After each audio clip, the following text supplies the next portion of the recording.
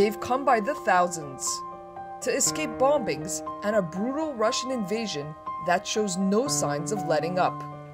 The strong, the weak, and those still in their tender years. The Siret border crossing in northeast Romania is welcoming Ukrainians fleeing the war day in, day out.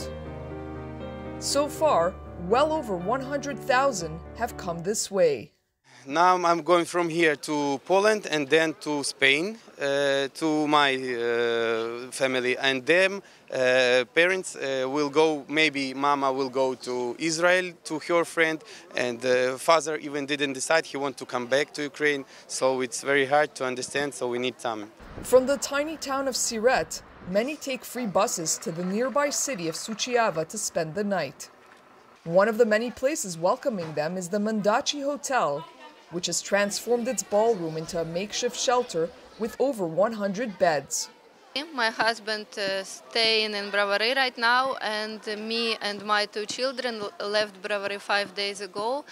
First time we was in Chernivtsi, it's Ukrainian city near the border, and when we understood that it's dangerous everywhere in Ukraine right now, we decided we need to go abroad. There are mainly women and children here, and some furry friends. Everyone has access to free food, Wi-Fi, medical care, and other supplies. My city of Kharkov was destroyed and my heart aches. Tell me, what are my children guilty of? My parents are staying in basements. Why is this happening to us? Why? We never asked to be liberated. We had a life, jobs, and our family. We worked and our kids went to school. And now our children are sheltering in basements of schools. Schools have been bombed, hospitals have been bombed. We never asked anyone to come to our country and our land. The Mandaci Hotel is just a pit stop in an exhausting journey for these refugees. Most spend a night or two here before moving on. This train station that you see behind me is located in Suceava, a city near the Ukrainian border. For many refugees coming through here, this is the starting point of their journey to other parts of Romania and other parts of Europe. Male citizens between the ages of 18 to 60 are forbidden from leaving Ukraine.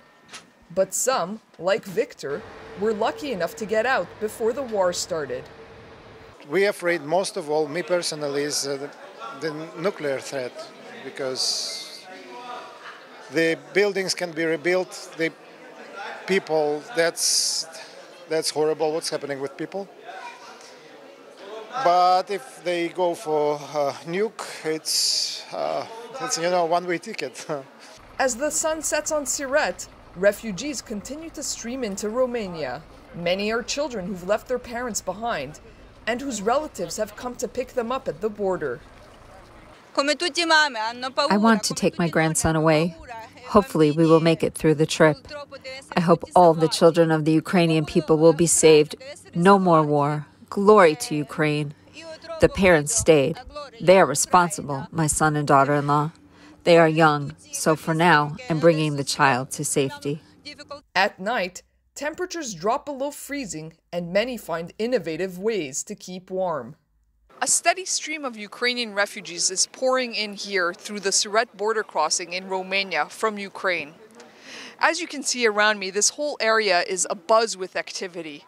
There are tents with humanitarian organizations. Many of them have warm food ready for the refugees that are coming in.